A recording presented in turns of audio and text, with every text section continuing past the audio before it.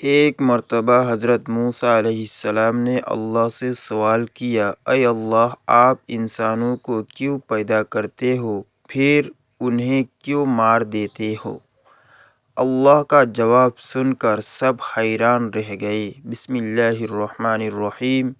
ناظرین کرام، ایک مرتبہ حضرت موسیٰ علیہ السلام نے اللہ تعالیٰ سے سوال کیا، یا اللہ، آپ نے انسانوں کو کیوں پیدا کیا؟ یعنی کہ آپ نے اتنی ساری مخلوقات کو کیوں پیدا کیا؟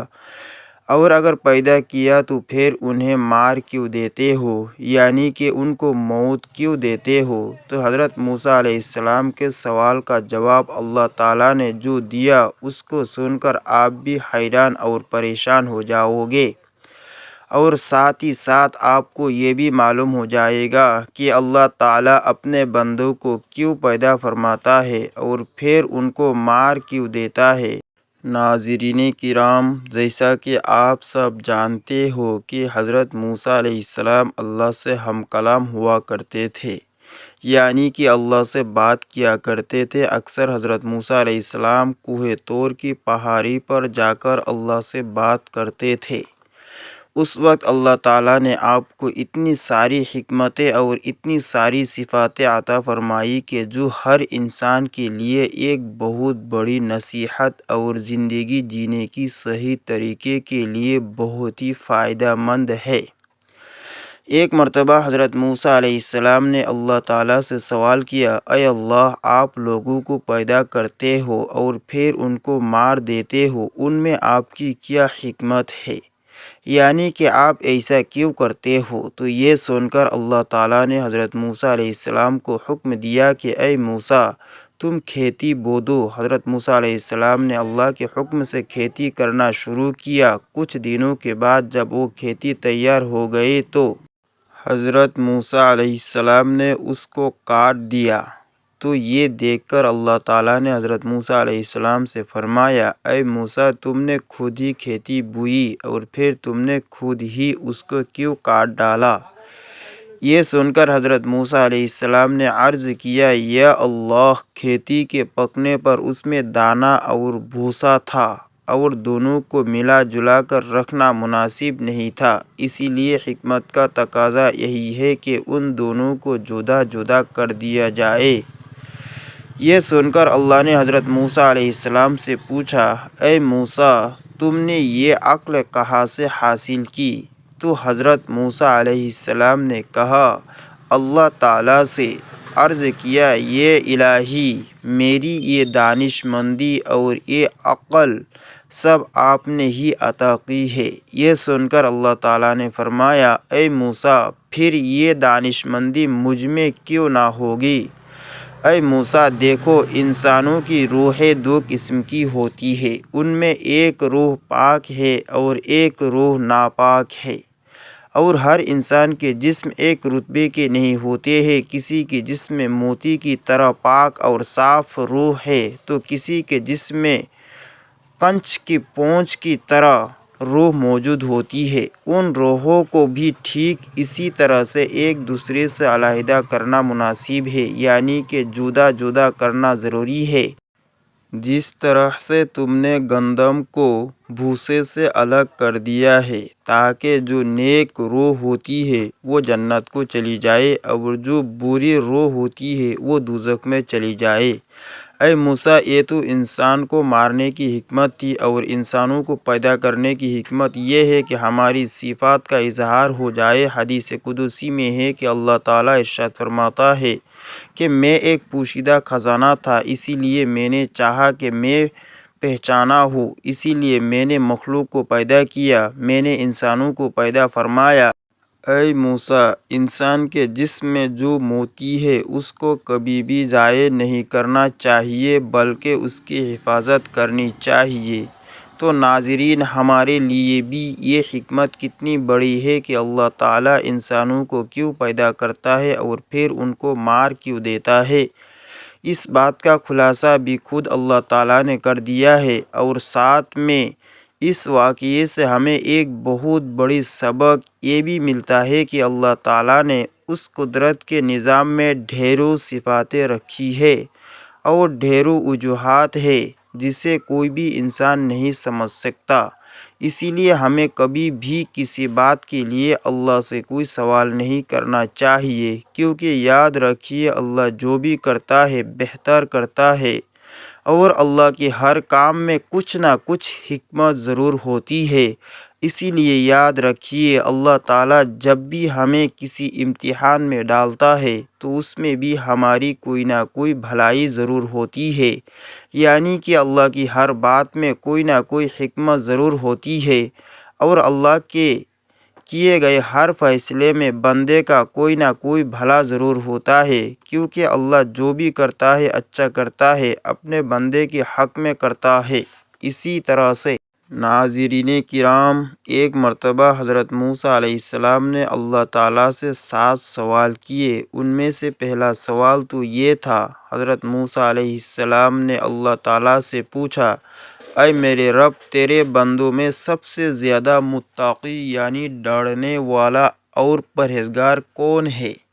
اللہ تعالیٰ نے ارشاد فرمایا، وہ شخص جو اللہ کا ذکر کرتا رہے اور اس کو بھولے نہیں۔ یقیناً اللہ سے ڈرنے والا وہی شخص ہوتا ہے جو صرف مسجد کے اندر ہی نہیں بلکہ مسجد کے باہر بھی اللہ کو یاد رکھے، یعنی عام معاملات، خوشی اور غم میں بھی اللہ کو نہ بھولے بلکہ ہر قدم اللہ کی رضا کے مطابق ہی اٹھے۔ دوسرا سوال حضرت موسیٰ علیہ السلام نے پوچھا، اے میرے رب، تیرے بندوں میں سب سے زیادہ صحیح راستے پر کون ہے؟ اللہ تعالیٰ نے ارشاد فرمایا، جو ہدایت کے راستے پر چلے۔ اللہ تعالیٰ نے اپنے نبی کو بھیج کر اور قرآن پاک جیسی کتاب کو اتار کر ہدایت کے راستے کو صاف صاف دکھا دیا۔ اسی لیے ہم سبھی کو قرآن اور حدیث کا جھنڈا لے کر ہدایت کے راستے پر چلنا چاہیے۔ تیسرا سوال حضرت موسیٰ علیہ السلام سے پوچھا، اے اللہ، تیرے بندوں میں سب سے زیادہ جاننے والا عالم کون ہے؟ اللہ تعالیٰ نے ارشاد فرمایا، عالم وہ ہے جس کا پیٹ علم سے نہیں بڑھتا، جس کے اندر علم کی پیاس کبھی نہیں بجھے بلکہ وہ ہر دن نئی چیزوں کو سیکھنے کی کوشش کرے اور مرتے دم تک سیکھتا رہے۔ یہی عالم ہے، نہ کہ وہ جس نے علم سیکھا پھر سیکھنے اور سکھانے سے اس کا کوئی تعلق نہیں۔ چوتھا سوال حضرت موسیٰ علیہ السلام نے اللہ تعالیٰ سے پوچھا، اے میرے اللہ، تیرے بندوں میں سب سے زیادہ اچھا فیصلہ کرنے والا کون ہے؟ اللہ تعالیٰ نے ارشاد فرمایا، وہ شخص جو لوگوں کو وہی حکم دیتا ہے جو اپنے آپ کو دیتا ہے، وہ کام جو کسی نے نہ کیا ہو اور دوسروں کو اس کے کرنے کا مشورہ دیتا ہو۔ ایسا آدمی صحیح فیصلہ نہیں دے سکتا۔ پانچواں سوال حضرت موسیٰ علیہ السلام نے اللہ تعالیٰ سے پوچھا، اے میرے اللہ، تیرے تمام بندوں میں سب سے زیادہ عزیز ترین بندہ کون سا ہے؟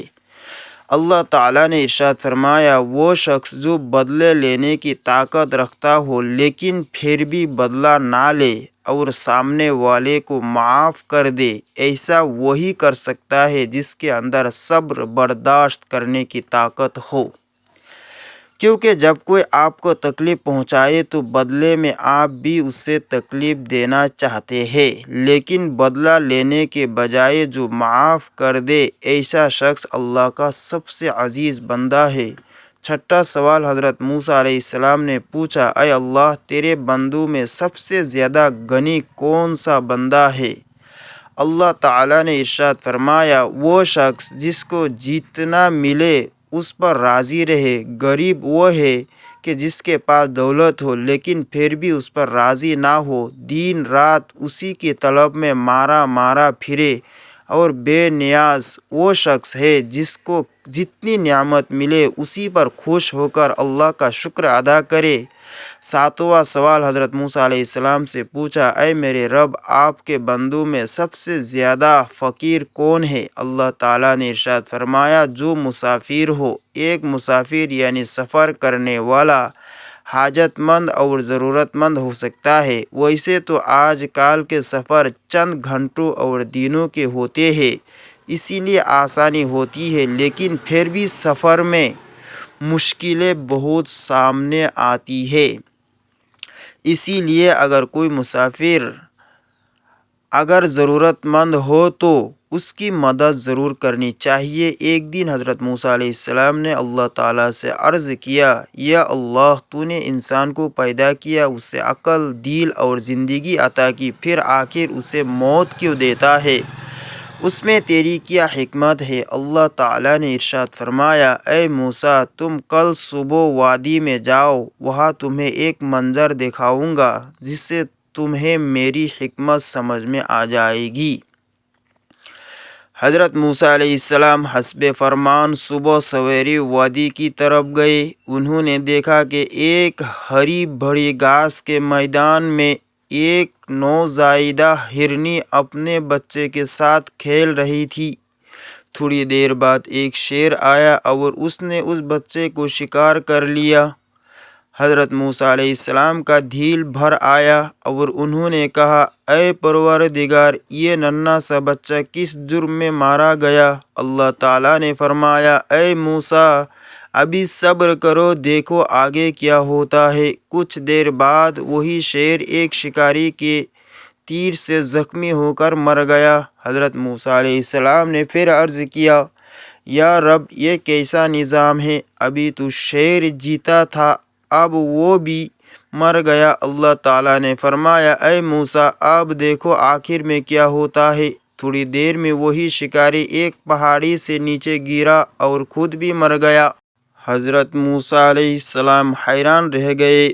تب اللہ تعالیٰ نے فرمایا، اے موسیٰ، تم نے جو ہرنی کا بچہ دیکھا تھا، وہ بچہ پچھلے جنم میں ظالم تھا۔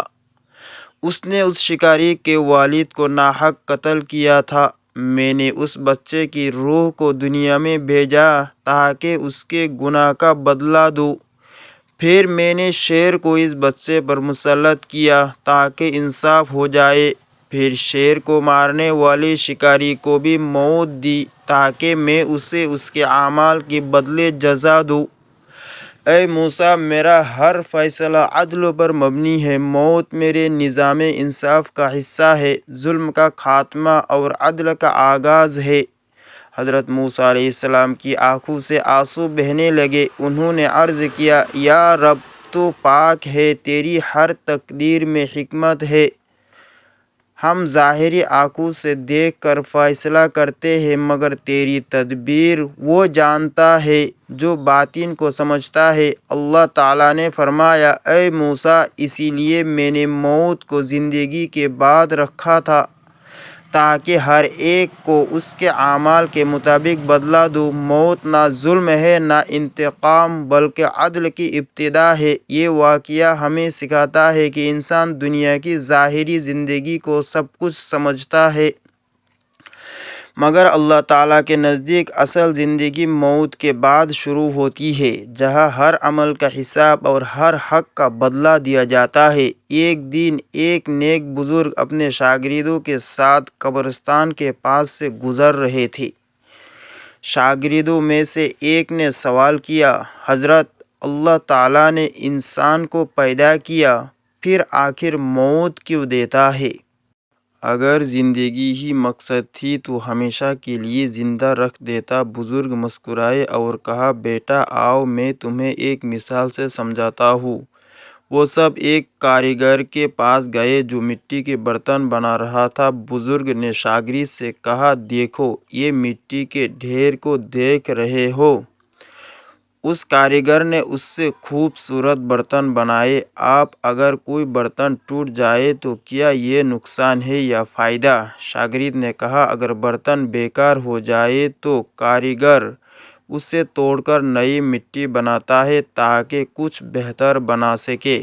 بزرگ نے فرمایا، بالکل ایسے ہی اللہ تعالیٰ نے انسان کو مٹی سے پیدا کیا۔ دنیا اس کے لیے ایک بھٹی ہے جہاں اسے تپایا جاتا ہے، آزمایا جاتا ہے، سنوارا جاتا ہے۔ جب وہ مکمل ہو جاتا ہے تو اللہ تعالیٰ اسے اس دنیا سے لے جاتا ہے تاکہ اس کو ابدی زندگی عطا کرے جہاں نہ موت ہے نہ دکھ۔ پھر انہوں نے کہا، اللہ موت کو فنا نہیں بناتا بلکہ ایک دروازہ بناتا ہے دنیا سے ابدیت کی طرف۔ موت دراصل پیدا ہونے کے عمل کا دوسرا مرحلہ ہے۔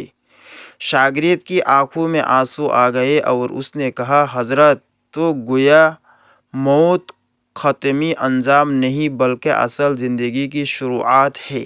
بزرگ نے جواب دیا ہاں بیٹا، اسی لیے مومن موت سے نہیں ڈرتا بلکہ اس کا استقبال کرتا ہے، کیونکہ وہ جانتا ہے کہ اس کے رب نے اس کے لیے ایک بہتر گھر تیار کیا ہے۔ پھر انہوں نے قرآن کی آیات پڑھی، الذی خلق الموت والحیات لیبلوکم ایکم احسن عملا۔ وہی ہے جس نے موت اور زندگی کو پیدا کیا تاکہ تمہیں آزمائے کہ تم میں سے کون اچھے عمل کرتا ہے۔